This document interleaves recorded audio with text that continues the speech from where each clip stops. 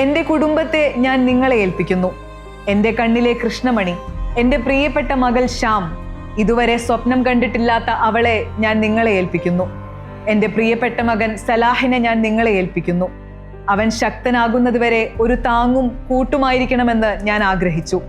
അങ്ങനെ അവൻ എൻ്റെ ഭാരങ്ങൾ വഹിക്കുകയും തൻ്റെ ദൗത്യം പൂർത്തിയാക്കുകയും ചെയ്യണമെന്ന്. എൻ്റെ പ്രിയപ്പെട്ട ഉമ്മയെ ഞാൻ നിങ്ങളെ ഏൽപ്പിക്കുന്നു.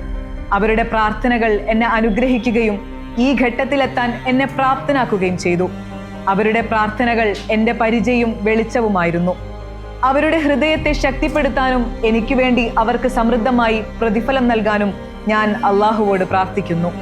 എൻ്റെ ജീവിതസഖി പ്രിയ പത്നി ഉമ്മു സലാഹ് ബയാനെയും ഞാൻ നിങ്ങളെ ഏൽപ്പിക്കുന്നു.